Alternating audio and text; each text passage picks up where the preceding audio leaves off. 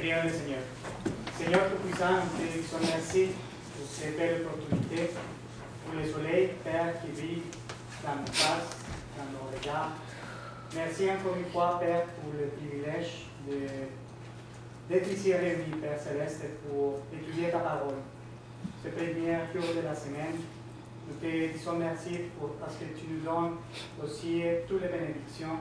Tu nous donnes la vie, la santé, tu nous donnes les forces, Père Céleste, pour être debout ici devant toi.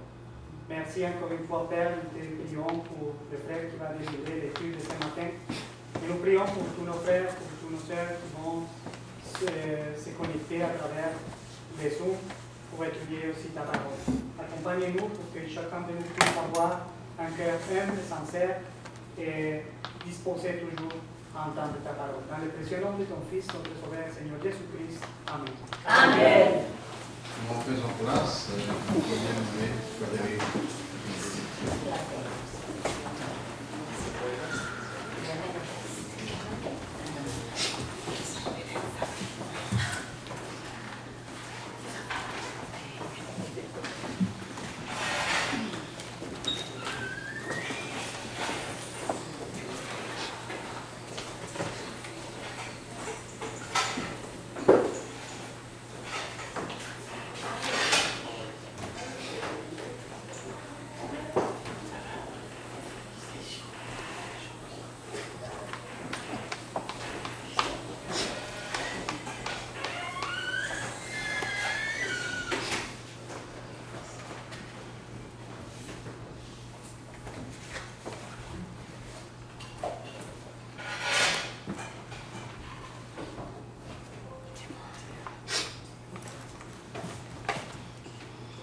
Bonjour à tous. Bonjour.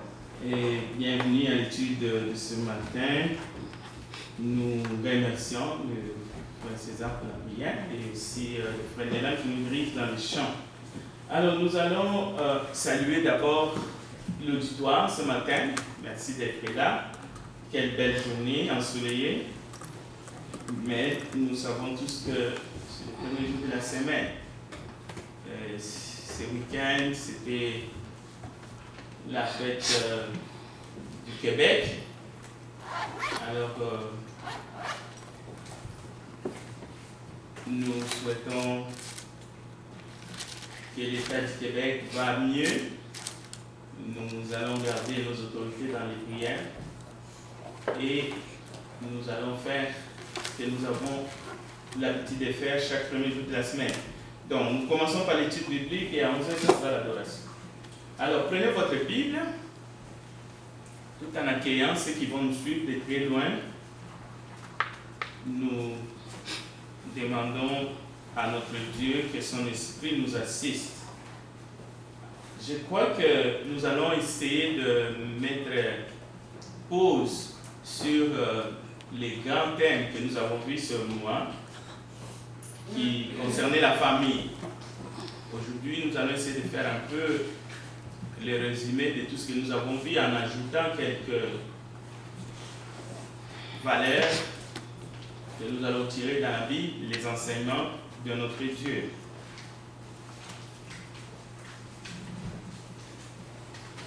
Parce que nous vivons dans le monde, et lorsque nous parlons du monde, nous ne voulons pas être négatifs pour le plaisir de l'être, mais quand il s'agit d'un système qui s'oppose, qui est contraire aux enseignements, même si le terme qu'on utilise c'est le monde, ce n'est pas le monde comme étant la création de Dieu, avec ses arbres, ses belles montagnes, ces ruisseaux. Non, ce n'est pas ça qui est mauvais ou qui est ennemi de Dieu. C'est lui qui s'est fait ami du monde et ennemi de Dieu. Non. Il s'agit d'un système organisé mais qui met Dieu de côté. C'est de cela, lorsque nous disons monde, le monde est ennemi, c'est de cela. C'est un système qui est organisé et qui est ennemi de Dieu. Donc, un monde sans Dieu, au fait. Un système qui est organisé, mais pour se battre. pour être contre, qui joue les contre-courants des enseignements de la Bible. C'est de cela dont il est question lorsque nous parlons du monde, lorsque la Bible parle du monde dans le sens négatif. Mais souvent on le prend en général, on ne comprend pas comment le monde peut être ennemi, comment est-ce que le monde peut être notre adversaire dans ce sens-là. La même chose, la chair avec ses passions, ce n'est pas l'homme que Dieu a créé naturellement, mais c'est plutôt des passions de la chair qui nous empêchent, qui luttent, qui combattent contre les aspirations de l'esprit. Alors, notre réflexion aujourd'hui va tourner tout autour des les irresponsabilités, parce qu'il y en a plusieurs, des parents, mais aussi des dirigeants politiques face aux enfants. Nous avons notre part de responsabilité. Mais je veux quand même préciser que tout bon chrétien, parce qu'il y a chrétiens non pratiquants, comme on entend, catholiques non pratiquants ou protestants, mais je suis protestant, mais je ne pratique pas, c'est comme je ne veux pas à la messe, ainsi de suite. Tous ces termes-là, ça ne veut absolument rien dire. On ne peut pas être catholique non pratiquant, ça n'existe pas, même chez les catholiques. On est catholique, bon ou pas. On est chrétien ou pas. On ne peut pas être chrétien non pratiquant, ça n'existe pas. Ce sont des termes qu'on trouve dans le monde, au fait, qui sont des coquilles vides. Alors, tout bon parent chrétien, le monde, le système du monde peut vous prendre en défaut, c'est-à-dire peut vous prendre comme vous voulez endoctriner vos enfants et cela n'est pas bon. C'est-à-dire l'éducation chrétienne est mal perçue par un système dans le monde, à moins d'être aveugle. Quand je dis là l'éducation chrétienne, c'est parce que je parle Bible à main. Mais toute éducation qui est basée sur des croyances religieuses est mal perçue par un monde laïque. Un monde qui a mis Dieu de côté. Un monde qui ne veut pas des enseignements ou des croyances religieuses dans l'espace public. Donc on se comprend. Cela veut dire, même si vous êtes un bon chrétien et que vous voulez donner une éducation chrétienne à vos enfants, c'est possible qu'on vous indexe, qu'on vous taxe de vouloir priver la liberté, de vouloir brimer, même d'être un parent toxique. C'est possible. Je ne dis pas qu'il n'existe pas de parents toxiques, même dans le milieu chrétien. Ça peut exister, mais ici nous parlons sur de principes. Il faut savoir ces choses. C'est pour cela d'ailleurs, nous avons vu qu'il est difficile d'être parent chrétien, un bon, et transmettre les informations qui sont dans ces livres à nos enfants. Parce que nous avons peur d'être taxés, d'être jugés. Et les enfants parfois en profitent. Ils en profitent. Parce que tout parent qui veut transmettre l'éducation, c'est très facile pour les enfants de coller des étiquettes.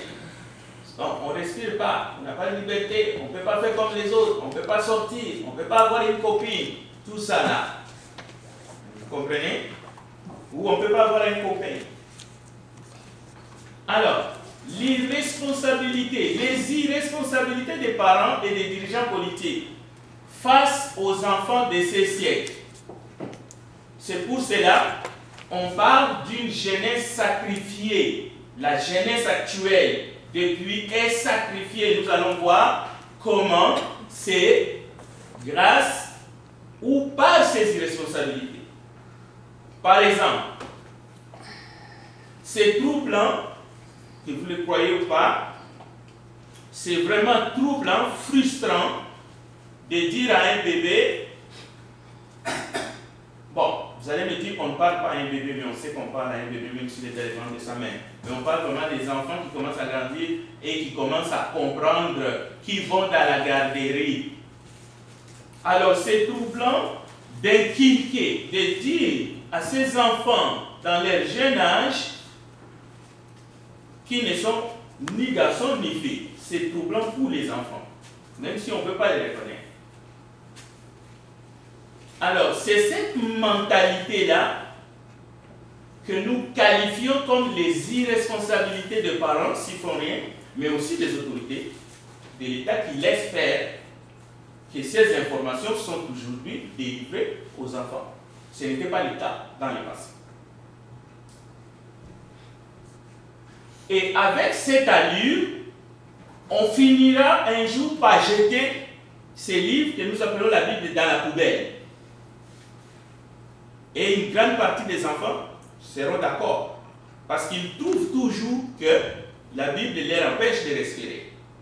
C'est-à-dire qu'il y aura une loi qui sera votée, ces livres seront mis dans la poubelle, avec cette allure-là.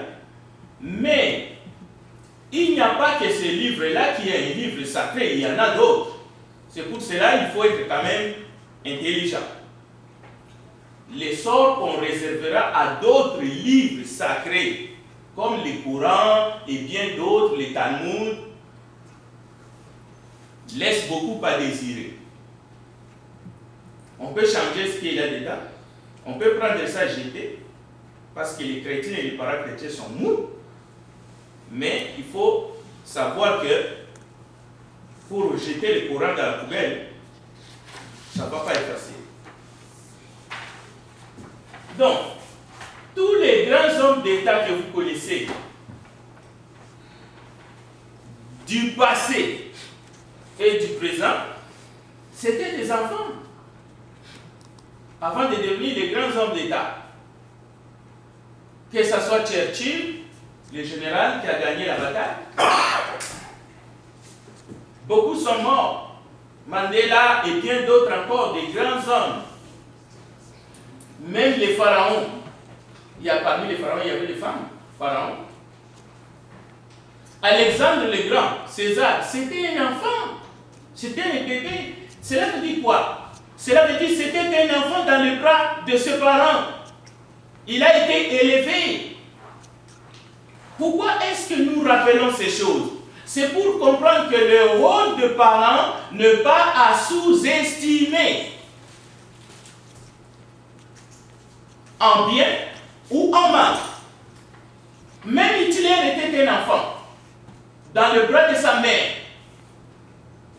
Et il avait besoin de cette affection, mais il avait besoin d'une éducation. Mais soulignons, parfois, il y a un vide. Il y a un vide qui se crée. C'est-à-dire qu'il y a des millions et des millions d'enfants qui n'ont pas eu ce privilège dès le berceau d'être entourés par un père et une mère. C'est ça le vide dont il est question. Ou, après un certain âge, très tôt, il y a eu un vide qui s'est créé. L'un s'est retiré, l'un est parti, ou les deux sont morts, alors ces enfants se sont retrouvés seuls à chercher leur voie. Bien sûr, vous allez me dire, mais il y avait un encadrement de l'État. Oui, l'État a ses responsabilités et ses irresponsabilités. Mais, lorsque les vides se créent, il faut savoir ce qui se passe. Le diable a horreur du vide. Il s'est incrusté dans ce vide-là. Il est rentré dans ce vide-là. Des fois, les deux parents sont dans le même toit avec les enfants ou avec l'enfant, mais le vide va se créer pareil. Et le diable a horreur du vide. Il se glisse, il devient parent. Il insuffle ses idées, ses principes. Mais pas seulement lui. Mais il y a aussi les gouvernants. Comme nous avons des enfants qui grandissent dans des centres. Les parents, c'est le gouvernement à ce moment-là. Même lorsque l'enfant est dans les toits paternels, maternels, aussi le gouvernement peut avoir une influence de parents. Il y a des enfants qui appellent le gouvernement, lorsque les papas ne veulent pas obtempérer à leurs besoins, ils appellent la police. Bon, nous allons voir les irresponsabilités des parents. Alors, 1 Corinthiens chapitre 5, versets 32 à 35. Première irresponsabilité des parents, c'est dans le domaine du divorce. Parce que le premier vide s'est créé là. Mais, dans 1 Corinthiens chapitre 7, verset 32 à 35, 1 Corinthiens. oui, 1 Corinthiens 7, 32 à 35. Si un frère ou une sœur trouve, vous pouvez nous aider dans la lecture. Oh, je voudrais que vous fussiez sans inquiétude. Celui qui n'est pas marié s'inquiète des choses du Seigneur, des moyens de plaire au Seigneur, verset 33. Et celui qui est marié s'inquiète des choses du monde, des moyens de plaire à sa femme, 34. Il y a de même une différence entre la femme et la vierge. Celle qui n'est pas mariée s'inquiète des choses du Seigneur, afin d'être sainte de corps et d'esprit. Et celle qui s'est mariée s'inquiète des choses du monde, des moyens à plaire à son mari, verset 35. Je dis cela dans votre intérêt. Ce n'est pas pour vous prendre au piège, c'est pour vous porter à ce qui est bienséant et pour à vous attacher au Seigneur sans discrétion. Voilà. Gardez ce texte-là. Nous y reviendrons le moment venu. Mais ce que nous voulons dire ici, c'est que si vous avez des questions, n'hésitez pas. Malachie chapitre 2 nous dit la réconciliation et le pardon, c'est quelque chose d'essentiel pour Dieu et son Père. Je dis bien pour Dieu et son Père.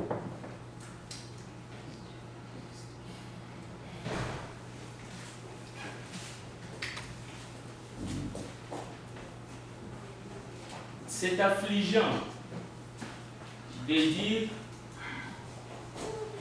que le divorce parmi ceux qui se nomment chrétiens est aussi élevé que chez les autres croyants ou les autres croyances, comme dans le monde. Dans le monde, c'est légiféré, c'est un droit. Le divorce, c'est un droit. Et nous ne voulons pas abroger ces droits, ce n'est pas à nous de toutes les façons. C'est les deux conjoints qui décident ce qu'ils veulent.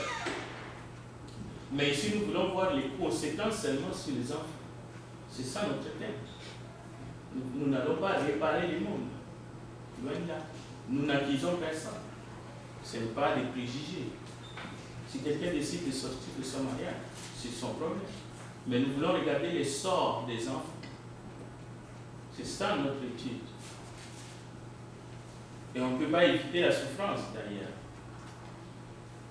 Alors, ce qui caractérise la vie d'un croyant, d'un chrétien ou d'un croyant, quelle que soit sa religion, c'est la fidélité, la réconciliation, le pardon. Alors, les problèmes ici, lorsque Dieu dit qu'il est le divorce, par exemple, ou les problèmes de notre siècle, voici en quelques mots. Parce que nous devons apprendre quelque chose. Notre siècle est rempli de contradictions. Mais ces contradictions se trouvent chez des gens comme vous et moi.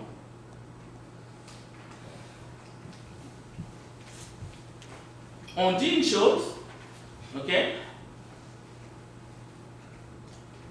Et son contraire en même temps, quand ça nous concerne en propre. Cela veut dire, on sait que ce qui caractérise les chrétiens, c'est le divorce, c'est la réconciliation, la fidélité, le pardon. On sait ça, on les prêche. Mais un jour, ces valeurs-là, la même personne qui prônait ça, il va prôner la haine, la répudiation, la vengeance. et tout ce que vous pouvez ajouter. La même personne. C'est ça les compréhensions. Dans les assemblées, par exemple, Jésus nous a démontré qu'autour de lui, il y avait beaucoup d'exaltés. Un exalté, c'est quelqu'un qui est chaud à l'égard de quelque chose, mais tout de suite après, dès que ses intérêts sont à conflit, il change de camp. C'est des gens qui changent facilement de camp. Je vais vous montrer par rapport à Jésus lui-même. Quelqu'un un jour a haussé les tons, heureuses les mamelles qui t'ont allaité, les seins qui t'ont porté. Jésus va lui répondre, heureux plutôt ceux qui écoutent la parole de Dieu et qui le mettent en pratique. Ça, c'est un exemple d'un exalté. Je vais vous donner un autre exemple. Nous chantons matin, midi, soir, il faut pardonner, il faut tout pardonner, il faut même pardonner ceux qui ne nous ont pas demandé pardon. C'est ça. Il faut même oublier les offenses. Il y a même un chanteur ivoirien qui a chanté, il dit, il faut pardonner même quand c'est dur.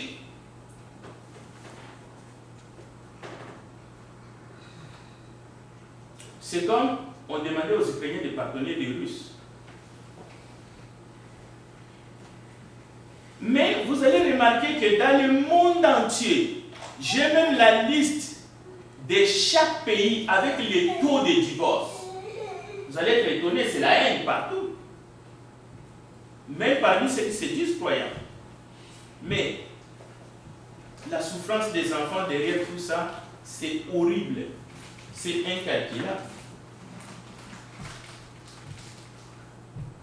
On entend dans les associations non gouvernementales, chrétiennes, non chrétiennes, dans des assemblées,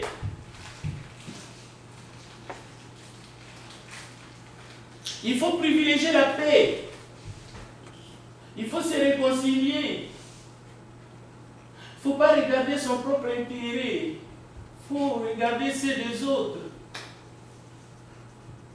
Il faut l'unité. Même au niveau de la nation, on chante l'unité, on veut l'unité. Nous sommes tous des patriotes. On veut la paix au Canada. Mais dans les comportements individuels et même dans la famille, il y a des coups de force. Il n'y a que des revendications. Il faut rendre parfois le mal pour le mal. Mais où est passé toute chose concourt au bien de ceux qui aiment Dieu? Où est passé nul ne peut être tenté au-delà de ses forces? Où est passé que lorsqu'on est chrétien, on doit tout supporter? Où est passé tout ça? Où est passé tout ça? Où est passé qu'on s'est uni pour la vie? La première difficulté, vous cherchez la porte pour sortir de votre mariage.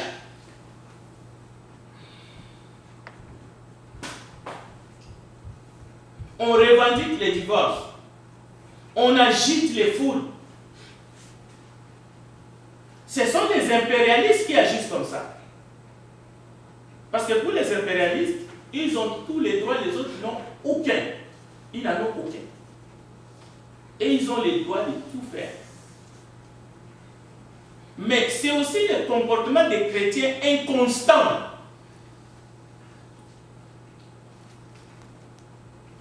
Lorsque deux frères sont en conflit ou il y a un problème qui ne va pas, il vient là comme arbitre. Donc il veut montrer vraiment, non, il ne faut pas chercher à savoir qui a raison. Mais quand ça les concerne, il frotte son nez. Il veut montrer que lui, c'est ça ou rien. S'il vous plaît. Est-ce que vous avez remarqué que dans la famille aussi, ces choses-là font que les parents, les gouvernements, quand ils votent ces lois, c'est ça. Vous ne pouvez pas empêcher que nos enfants, on les enseigne ce que je vous ai dit au début dans l'introduction. Vous ne pouvez pas. Vous ne pouvez pas empêcher. Oui, on peut militer, on peut se mettre ensemble, on peut aller en commission des parents pour dire non, non, non, non, ne dites pas ça à nos enfants. vous êtes en train de les endoctriner. Nous pouvons essayer, mais nous allons échouer. Cela veut dire la meilleure façon, c'est d'éduquer nos enfants, de ne pas être irresponsables. Même si pour cela aussi, nous risquons d'être accusés. D'être des parents toxiques, par exemple. Mais la plus grande irresponsabilité, nous allons devoir, c'est lorsque deux parents créent un vide autour de leurs enfants qui sont jeunes, petits, adolescents, et chacun va d'un côté et ses enfants sont abandonnés à eux-mêmes. C'est ça qui va produire aussi les phénomènes que nous vivons aujourd'hui. Aujourd'hui, nous sommes étonnés que nous sommes dans un monde où un jeune de 18-19 ans entre dans un cours de l'école et il tue les autres enfants. Arme à la main. Nous disons, mais tu sais quoi? Les problèmes, oui, il faut limiter les ports d'armes, d'accord, mais le problème c'est l'éducation. Qu'est-ce que ce jeune a reçu comme éducation à la maison? Comment il a grandi? Très souvent, vous allez voir, sans père ni mère, les parents étaient divorcés quand il était bébé, et ainsi de suite. Bon, on trouvera toujours quelque chose. Ou bien il a des problèmes psychologiques. On trouve toujours ce qu'on appelle la limite. Mais la Bible nous montre que nous avons une grande responsabilité. Deuxième chose, est-ce qu'un parent peut faire de ses enfants ses amis? La question a été posée.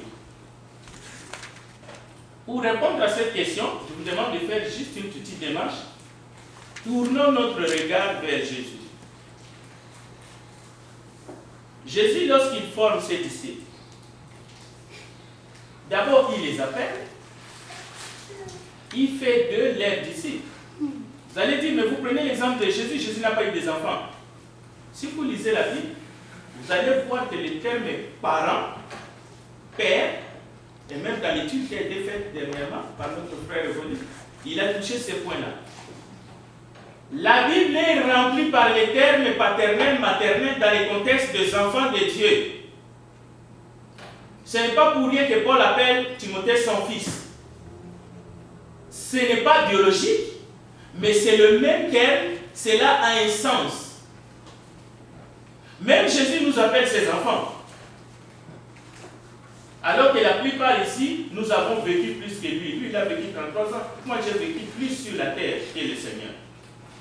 Mais il est mon Seigneur parce que lui, il a existé avant que moi, je sois formé dans les seins de ma mère. Il était, il est et il vient.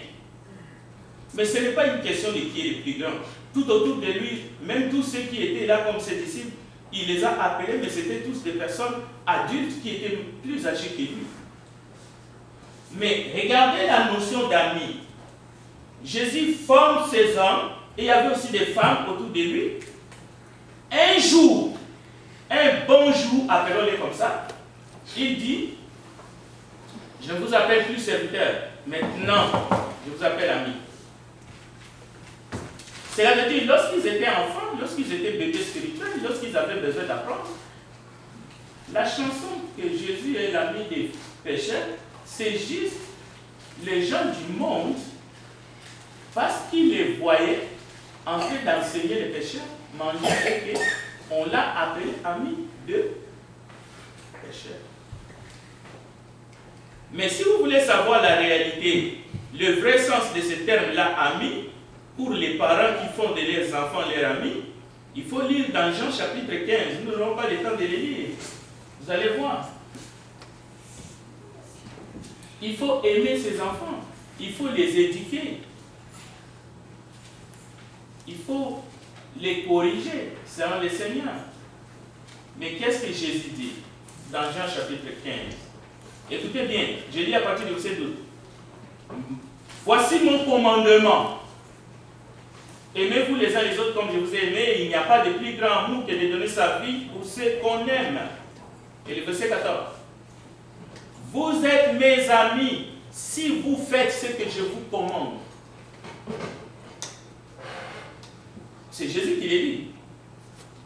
Cela veut dire si vous ne faites pas ce que je vous commande, vous n'êtes pas mes amis. Un jour, lorsque les disciples ont appris, ils ont intériorisé et ils ont commencé à faire ce qu'ils ont vu chez le maître, ce qu'ils ont appris, Jésus dit, vous n'êtes plus serviteurs, Je ne suis plus le maître et vous les serviteurs, les esclaves. Vous êtes maintenant mes amis. Mais il souligne ici, vous êtes mes amis si vous faites ce que je vous commande. Et au verset 15, il devient très pratique. Il dit, je ne vous appelle plus serviteur car le serviteur ne sait pas ce que fait son maître. Je vous appelle mes amis car tout ce que j'ai entendu de mon Père, je vous l'ai fait connaître.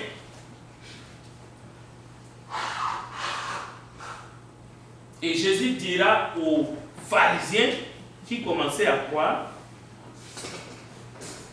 vous êtes mes disciples, vous serez mes disciples, si vous demeurez dans ma parole et que ma parole demeure en vous. Cela veut dire que vous n'êtes pas mes disciples si ma parole ne demeure pas en vous. Ce n'est pas parce que des millions et des millions et des millions de gens se proclament aujourd'hui chrétiens et disciples de Jésus qu'ils le sont. Ils ne sont pas. Vous n'êtes pas amis de Jésus si vous ne faites pas ce qu'il vous commande. C'est lui qui l'a dit, ce n'est pas moi. C'est la parole. Mais les pécheurs dans ce monde veulent croire parce qu'ils sont pécheurs, parce qu'ils sont endurcis dans leurs péchés, parce qu'ils sont têtus, ils sont amis de Jésus. Qui vous a appris ça? Mais de la mauvaise façon.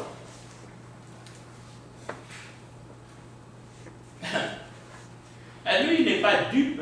Il n'a pas besoin d'une conglomérat d'amis. La même chose, un père, un parent doit élever, doit éduquer, protéger. Comme Jésus avait des parents, il a été protégé. En exil en Égypte, les parents sont revenus plus tard à la mort d'Hérode avec lui. C'est alors qu'il va commencer son ministère. Donc, l'irresponsabilité des parents dans l'abandon, en créant le vide autour des enfants, c'est ça, ça veut dire la jeunesse de ce siècle est sacrifiée par les enseignements qui viennent de partout, mais qui ne tiennent pas debout, qui sont de manière à troubler la psychologie des enfants. Donc, le monde accuse les parents chrétiens, les bons, d'être de mauvais parents en fait, sur tout point de vue. Ils veulent inculquer leurs enfants, les religions, ainsi de suite. Le problème n'est pas là, ce n'est pas ça que Dieu nous demande. Dieu ne nous demande pas de faire de nos enfants tout jeunes des chrétiens. C'est dans quel domaine, dans quelle église où les enfants sont considérés comme des chrétiens? Non. Éduquer les enfants, c'est général. Ce sont des valeurs qu'il faut transmettre. Mais la Bible dit selon le Seigneur. Jésus n'était pas endoctriné par Joseph et Marie. Mais Jésus voyait un bon exemple à travers Joseph et Marie. Il se rendait au temple pour aller offrir des sacrifices, ainsi de suite. Et Jésus avait une mission. Donc nos enfants viennent au monde avec une mission. Alors ils ont besoin juste d'être encadrés. Alors, nous allons terminer par ceci. Je vais faire quelques déclarations. Je vais vous laisser le temps de poser des questions. S'il n'y a pas de questions, je vais commencer à progresser jusqu'à 50. Je vous ai déjà autorisé de poser des questions si vous les avez. Voici ce qu'une personne a écrit aussi. Ça va nous faire réfléchir. J'ai trouvé ça intéressant. L'immoralité à son comble. Les jeunes savent tout. Avant même de se marier. Il y a aussi des jeunes qui veulent tout essayer. Avant de se marier. Le monde dit que les jeunes qui vivent, qui se conservent purs jusqu'au mariage, ont tort. Ils ont tort de le faire. Et il y a des jeunes qui disent bravo, oui, c'est ça. Comment on peut se marier avec quelqu'un qu'on ne connaît pas, ainsi de suite. Mais ce sont des idées qui font d'eux de petits démons. Parce que dans la Bible, il est question, justement, dans les enseignements du maître, adulte, enfant, jeune, il faut se conserver pur pour le Seigneur.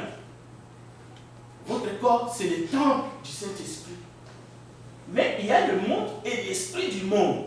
Et il y a le diable qui a horreur de vide, qui lui aussi fait de l'évangélisation. Alors, aujourd'hui, dans ce siècle présent, où les idées, par exemple, du mariage pour tous est rendu légitime. Mais mariage pour tous, ça veut dire quoi? Ça veut dire mariage entre un humain et un animal, c'est possible. Mariage entre un humain et un pot de fleurs, c'est possible. C'est possible. C'est faisable. Parce que c'est le mariage pour tous, cela veut dire que les personnes du même sexe peuvent se marier, mais aussi, même l'inceste est en train d'être légalisé. Un homme peut se marier avec sa fille, ou une femme peut se marier avec son fils. Oui, sœur Yannick. Oui, merci pour l'étude que vous avez. Ce matin, nous avons fait un bon sujet demandant aux jeunes de conserver leur corps. Étant chrétien, oui, on va faire de notre mieux pour se conserver.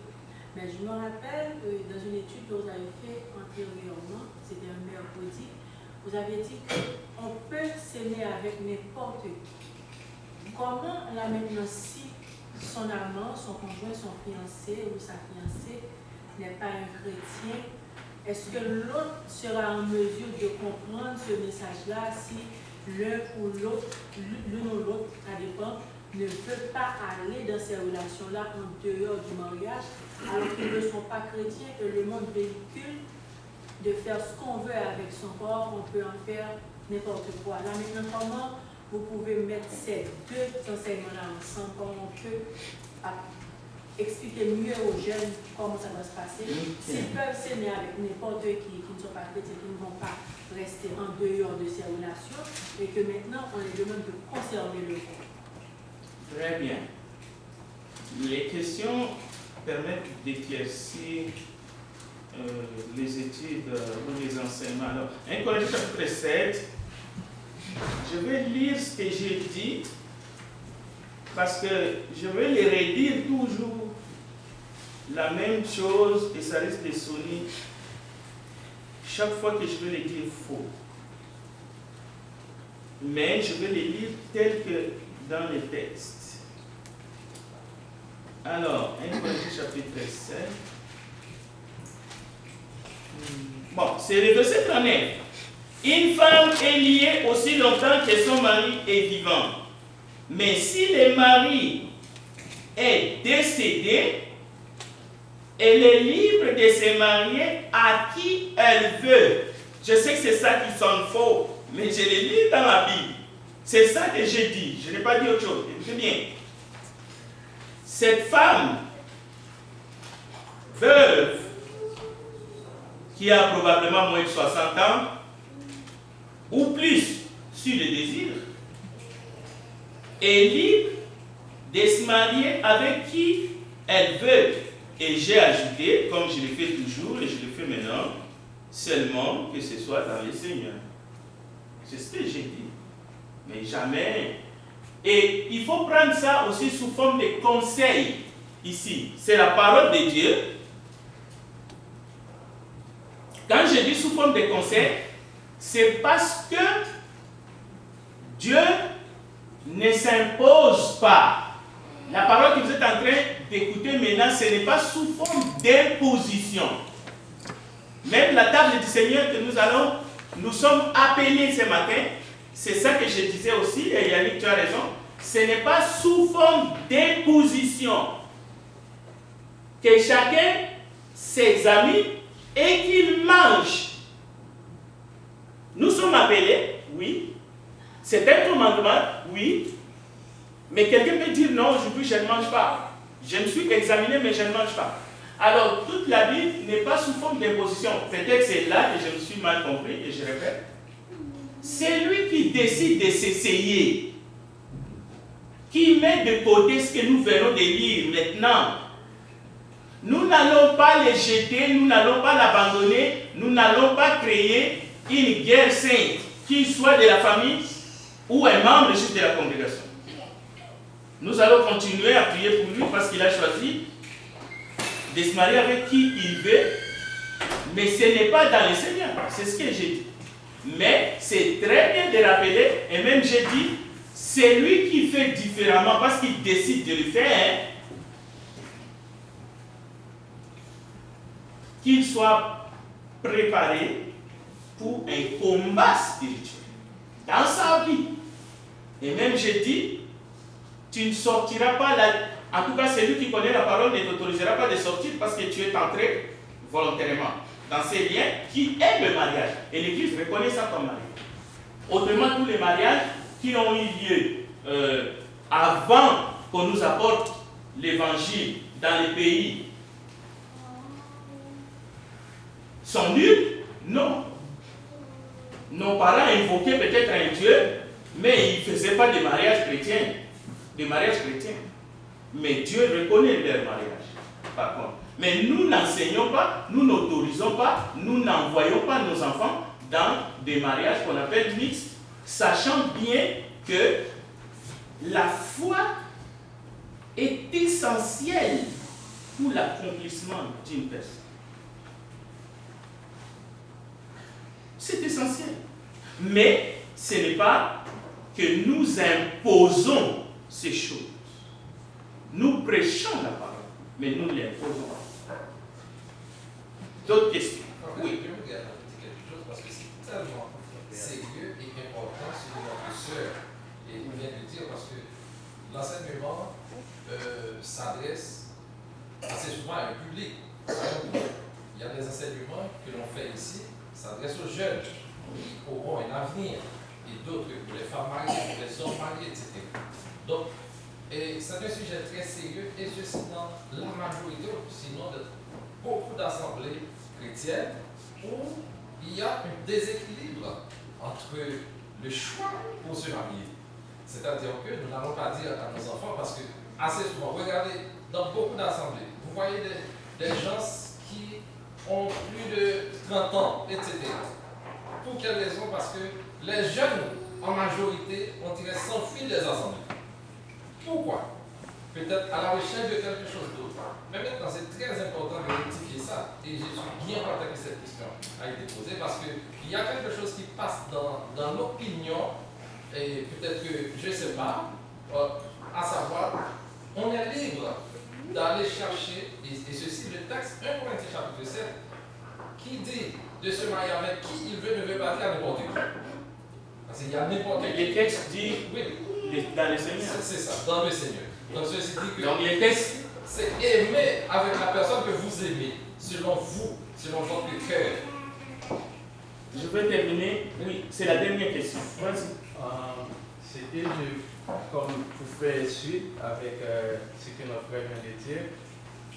Les études sont classées comme, là on parle pour les jeunes, les débutants. Alors ce passage dans 1 Corinthiens 7 parle avec les gens matures, ceux qui ont déjà un antécédent, un curriculum dans le mariage. Tandis que les jeunes, ils n'ont rien. Ils n'ont rien encore là. Par exemple, moi je suis parent là, comment je peux aider ma fille à gérer son premier amour. Pendant ce temps, je ne dois pas rentrer dans l'intimité du couple. Merci. Au fait, nous avons appris, je vais répondre et puis on va prier. Nous avons appris que il y a des parents qui sont irresponsables. Ça veut dire qu'ils n'éduquent pas les enfants selon la parole de Dieu. C'est ça que tu dois faire avec toi. L'éduquer selon le Seigneur, dans son intimité. C'est tout. Tu le fais, ok. Tu le fais pas, tu es irresponsable. Bon, deuxième chose. Ces enseignements, ce n'est pas seulement pour les jeunes ou pour les adultes. Oui, on parle d'un adulte qui a perdu sa femme. Mais il y a des hommes ici qui sont mariés, leurs femmes ne sont pas décédées, mais ils écoutent pareil. Ils ne peuvent pas dire, je n'ai pas une femme qui est décédée, donc 1 Corinthiens 7:39, ce n'est pas pour moi parce que ma femme vit. Non, ils ne peuvent pas dire ça. Parce que la mort peut venir anytime. La même chose. Le jeune qui est ici, même s'il a un curriculum vitae qui est vide, au niveau qu'il ne s'est jamais marié, c'est un célibataire, ces paroles s'adressent à lui.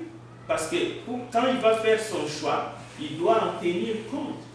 Mais s'il ne tient pas compte, question de Syrianique, l'Église, ce n'est pas la police. L'Église ne joue pas le rôle de la police. On ne va pas faire comme ailleurs. On ne va pas renier son fils parce qu'il a décidé, ou sa fille, de mettre en pratique la parole de Dieu. On sera toujours là pour lui et pour elle. Parce que c'est lui ou elle qui va vivre les conséquences. Et nous ne les souhaitons pas. Et ça peut arriver aussi qu'il y ait une conversion. Que le paternel qui était entre guillemets non-croyant, athée, puisse devenir chrétien. Ce n'est pas exclu. Tout cela, ça fait partie de la grâce. Mais encore une fois, nous ne délivrons pas le message de liberté dans le sens allez-y, faites comme bon vous semble. Nous parlons de la liberté en Christ. Parce que cette liberté, chacun l'a dans son cœur. Si vous êtes là aujourd'hui, ce n'est pas parce que on vous a envoyé un mandat d'amener. C'est librement que vous vous êtes présenté devant le trône de Dieu pour se prosterner ce matin. Eh bien, c'est la même chose. C'est la même chose, cette parole, dans les choix du conjoint. C'est la même chose. Prions ensemble. Prions ensemble. On va continuer à un autre moment parce que l'heure est carrée. Merci. Père Céleste, nous te bénissons pour ta présence au milieu de nous ce matin. Accompagne-nous dans ce culte que nous allons t'offrir en esprit et en vérité, et aide les jeunes, les adultes, les personnes âgées, d'être toujours soumis à ta parole. Nous te le demandons au nom de Jésus. Amen. Amen. Merci.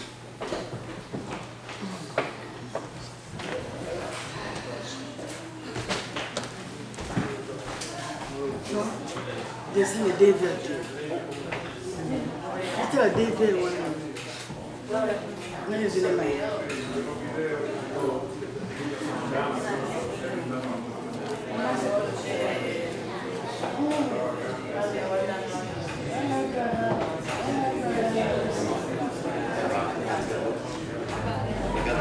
Obrigado.